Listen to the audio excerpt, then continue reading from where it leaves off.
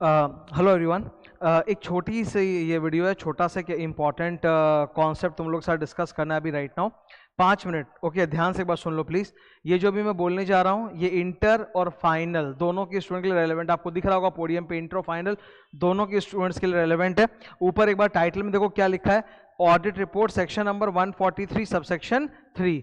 तो इसमें एक चेंज है जो जानना बहुत जरूरी है, ठीक है, बस सुन लो हो जाएगा, इसके लिए तुम ज्यादा लंबा वेट करने का दरकार नहीं है। मुद्दा अपना क्या है, सेक्शन 143 सबसेक्शन 3। ये क्या होता है, इसको मैं हमेशा क्लास में पढ़ाते बोला करता था रोलर, याद होगा है ना, अपने रोलर बोलते थे ना, रोलर। रोलर का फुल फॉर्म क्या देखो लिखा हुआ है, report on other legal and regulatory requirements. You can look at the full form, ये रहा। तो इसी को शॉर्ट में अपने क्या बोलते थे, roller, ROLRR, report on other legal and regulatory requirements. अभी इसमें क्या चेंज है वो मैं डिस्कस करना चाहता हूं, एक बार देख लो इधर। ये रहा सेक्शन 143 का सबसेक्शन 3, ये तुम्हारे बुक्स में सब कुछ है। सेक्शन 143 सबसेक्शन 3 के अनुसार एक ऑडिटर को अपने ऑडिट रिपोर्ट के अंदर 10 मैटर्स डालने पड़ते हैं। कितने मैटर्स डालने पड़ते हैं, 10 मैटर्स होते हैं जिसके ऊपर उसको एक्स्ट्रा कमेंट करना पड़ता है, ठीक है। इसको बेसिकली पढ़ाते वक्त मैंने हमेशा क्लास में याद करवाया था, बाप ऑफ दीपिका बोल के, ठीक है। 10 वर्ड्स है, 10 अल्फाबेट्स है, उसको लेके पूरा ये अपने डिस्कस करते हैं, 10 पॉइंट्स, ओके, दिख रहा है। तो ये रहा। तो इसको तो मैं भी एक्सप्लेन नहीं कर रहा हूँ, ये तो पढ़ाया हुआ है। और अगर तुमको पढ़ना भी है तो मेरी ऑडिट रिपोर्ट और कारो की पूरी लेक्चर डाली हुई है यूट्यूब पे, तो मिल जाएगी। तो अभी उसको डिस्कशन करके टाइम वेस्ट नहीं करना चाहता, ये सारा मेरा डिटेल में पढ़ाया हुआ है और ऑडिट रिपोर्ट चैप्टर यूट्यूब में डाला हुआ है। इंपॉर्टेंट चीज अपने को समझना है एक, क्योंकि ये बताना जरूरी है। हाँ, ये देखो आप, एक आपको दिख रहा होगा सेक्शन नंबर 197 सबसेक्शन 16, ये दिख रहा है। अब ये सेक्शन 143 नहीं, ये सेक्शन 197 है। जिनको नहीं पता सुन लो, section 197 is about managerial remuneration. मतलब कंपनी अपने एग्जीक्यूटिव डायरेक्टर्स को, नॉन एग्जीक्यूटिव डायरेक्टर्स को जो रेम्युनरेशन पे करती है ना, ये उसके ऊपर है 197 का 16।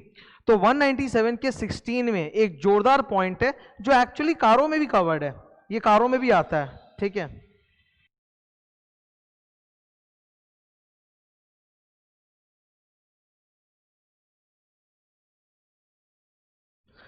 हम लोग कारों के अंदर भी कमेंट करते हैं, कारों के अंदर भी पैरा 3 का, कारो is paragraph 3 of the order. तो पैराग्राफ 3 का क्लॉज नंबर 11 उसमें भी आता है मैनेजरियल रेम्युनरेशन, जहां ऑडिटर को कमेंट करना पड़ता है कि भाई कंपनी में जो भी डायरेक्टर्स वगैरह को रेम्युनरेशन मिल रहा है, it is as per the limits given in section number 197। 197 पूरा बहुत लंबा सेक्शन है, फाइनल में 197 को पढ़ाने में पूरा एक क्लास निकल जाता है 3 घंटे का। तो और शेड्यूल 5 भी होता है इसमें, ठीक है, देयर इज आल्सो शेड्यूल 5। तो हम लोग को कारों में तो इंटर या फाइनल सबने में सुना ही होगा कि भाई कारों में 11 नंबर क्लॉज में अपने को बताना पड़ता है कि जो भी कंपनी रेम्युनरेशन दे रही है ना अपने डायरेक्टर्स वगैरह को, it is with in the limits given in section number 197 read with schedule 5। अब क्या है कि ये जो आप देख रहे हो टेबल में लिखा हुआ सेक्शन नंबर 197 सबसेक्शन 16, ये बोलता है कि ऑडिटर को अपने रिपोर्ट में अंडर सेक्शन 143 स्टेटमेंट देना पड़ेगा कि remuneration paid to directors is in accordance with this section 197 and it is, अगर किसी को ज्यादा दे रहे हैं in excess of the limits तो उसका भी डिटेल्स देना पड़ेगा ना। बात ऐसी है कि ये ऑलरेडी कारो में आ जाता है, ऑडिट रिपोर्ट के अंदर कारो होता है। कारो खुद कहां से पैदा होता है, कारो is created out of section number 143 subsection 11, ये कारो है, तो ऑलरेडी है कारो में। बावजूद उसके हमको ये कमेंट देना पड़ेगा इनसाइड रोलर, आपको रोलर में भी कमेंट देना पड़ेगा, ये सबसे बड़ा चेंज है, समझ लो।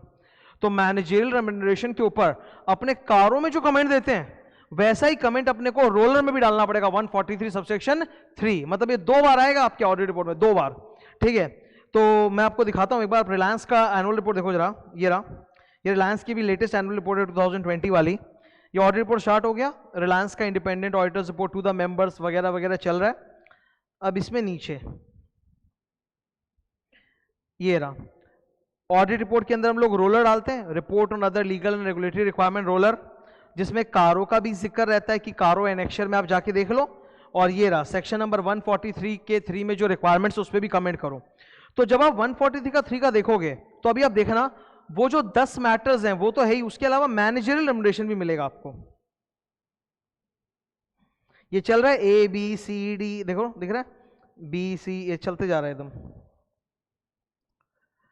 अब देखो आपको यहीं पर इन्होंने एक जी कमेंट डाल दिया, ये बेसिकली है 197.16, देख लो।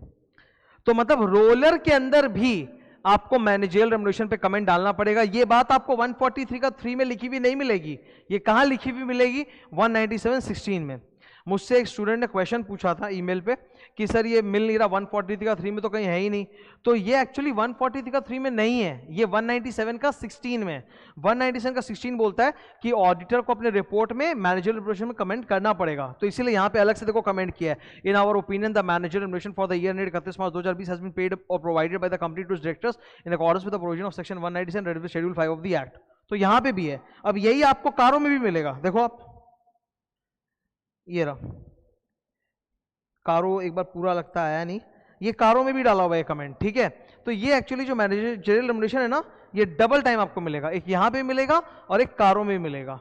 सो मेन जो मसला है वो मैं बताना चाहता था, ये देख लो इधर कि सेक्शन 143 सबसेक्शन 3 में जो 10 मैटर्स थे बाप ऑफ दीपिका वो तो है ही, इसके अलावा ये आपको 197 का 16 का मैनेजरियल रेम्युनरेशन कमेंट वो भी आपको रोलर में डालना पड़ेगा। तो ये दो जगह आएगा, कारों में भी आएगा और 143 सबसेक्शन 3 रोलर में भी आएगा। तो ये एक नया चेंज है छोटा सा, ठीक है। ये पिछले साल के एनुअल रिपोर्ट में भी था, इस साल के एनुअल रिपोर्ट्स में भी है। तो जस्ट ये मैंने क्लियर कर दिया क्योंकि बहुत जन अभी देखेंगे कि ऑडिट रिपोर्ट में ये आ रहा है, तो घर में डाउट होगा कि रोलर में तो कहीं लिखा हुआ है ही नहीं मैनेजरियल रेम्युनरेशन, तो कहां से आ गया?